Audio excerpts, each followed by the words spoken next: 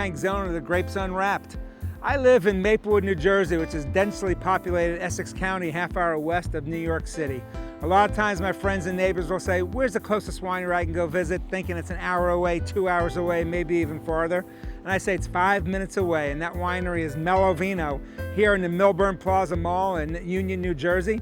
Melovino is a meadery, Melovino meaning honey wine, and it's located back there behind the Walgreens. We're going to take a little ride around the building and go see what's happening back there. This is not new. We're not here in the middle of a mountain range or in sprawling fields. Yeah, there's some trees around here, but they're in people's backyards.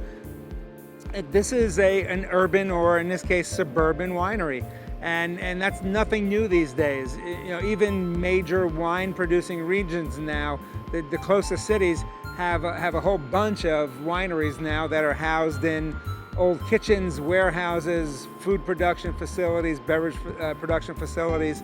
So what they've done here is actually, I think, really cool. They've taken space. It was an old kitchen space for Tabachniks, which was an old kind of kosher food producer, and he's turned it into a really beautiful tasting room and also a production facility. And in just a couple of years' time, his meads are actually winning awards. They're being distributed now throughout the whole metropolitan area. People come in here for a very lively and very vibrant tasting room scene that goes on. So we're going to go inside and take a look at it.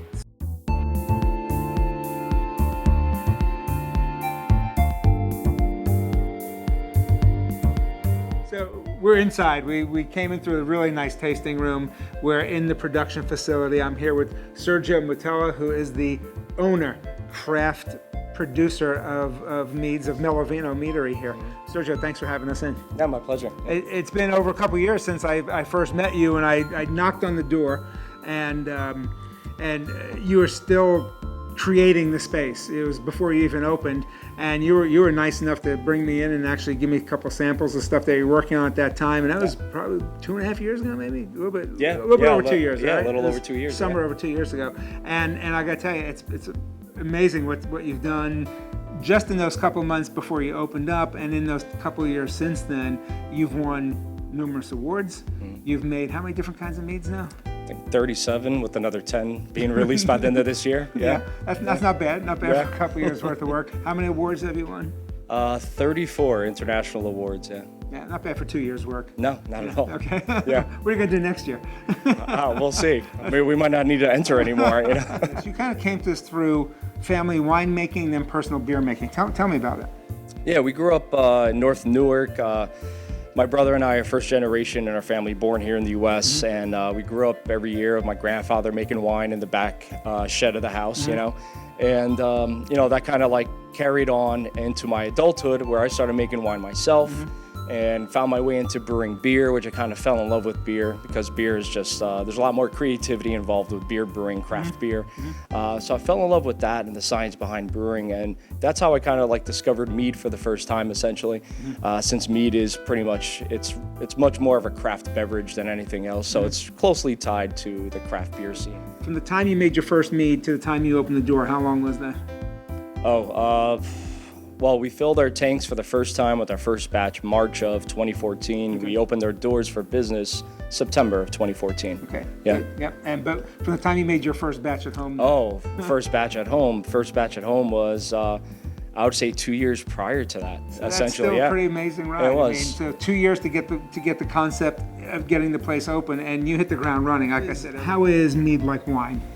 So yeah, mead is like wine. Essentially, it's produced essentially the same way as wine is produced. Instead of starting with grape juice, we're starting with a mixture of honey and water. So it's fermented with wine yeast for the most part. You could ferment mead with beer yeast as well, but for the most part, mead is fermented with wine yeast at similar fermentation temperatures, similar techniques. And for the most part, most meads drink like wine as well. How is it like beer? Beer, mead is a craft beverage. So, I always like to say mead is kind of like the wine for the craft beer drinker that are not into grape wine or fruit wines, because the creativity is just wide open. You currently have 18 different meads right now available through distribution channels and also on premises only. We don't have time to taste 18, Yeah, but of I'd course. love to taste one. Tell me the one that you picked out of the 18 that we're going to try right now. Yeah, so this one is called Midnight Jack. This is one of our more creative labels that was really fitting for it. Essentially what we did was we fermented a ton of really nice wildflower honey with a blend of 4 different dark berry juices. So essentially the 4 berries that are in here are black currant, blackberry, black cherry, and black raspberry. Wow. So it's a really deep, rich, will stain the glass style of mead. Yeah. Yeah, as I say, this is a shirt stainer. Yes, absolutely. There's a teeth stainer. Yeah. I mean, it smells fantastic. Yeah.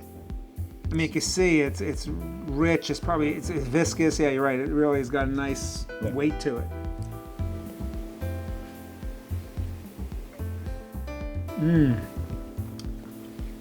Wow, you know that's nice. That's a wine. You know that A really lot of is. people say that this is our most wine-like mead. The funny thing is, this is the sweetest mead we make.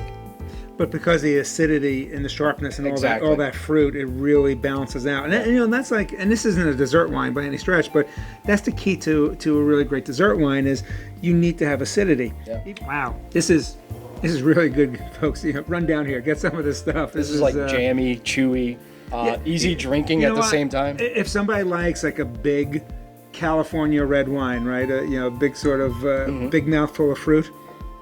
They'd be thrilled with this, you know, Yeah. and I would, and you say this is one of the sweetest that you make. Yeah. I would put this with a savory dinner dish. I put this with a meat dish easily. These types of meads, especially, they always make me salivate after I even have them. You know, it's just the flavor of the mead. It's so full flavored. It's 14% alcohol. It drinks like maybe 10, 11. Yeah, there's no burn in there. Yeah. There's there's nothing cloying in there. But yeah, the flavor just is so long lasting. It's so full flavored that you just keep. Wow, you just keep salivating even afterwards. Yeah, that's a great point. You have there's a really long finish on this too. Yeah. So that's and to me, the finish is really a great sign of quality of in anything that's produced, whether it's a beverage or whether it's a food item. When it stays with you for a long time, it stays with you in a good way. Yeah. That to me shows that something was incredibly well crafted. So that's really fantastic. You did a great job. Yeah, thanks. So, Sergio, thanks. I know this is a busy time. You've got pallets lined up here ready to go out. You've got bottles ready to get filled. Appreciate you taking some time out to have us come in and talk with you. As I often say during my shows, I love what I do. I've wanted to come and spend some time with him for a couple of years now because I said I've been impressed from the beginning how he was setting everything up and again what he's achieved in just in a couple of years' time. So again, one more time, buzz. Thanks for having us come in. I'm Hank Zona from the Grapes Unwrapped. Join us next time.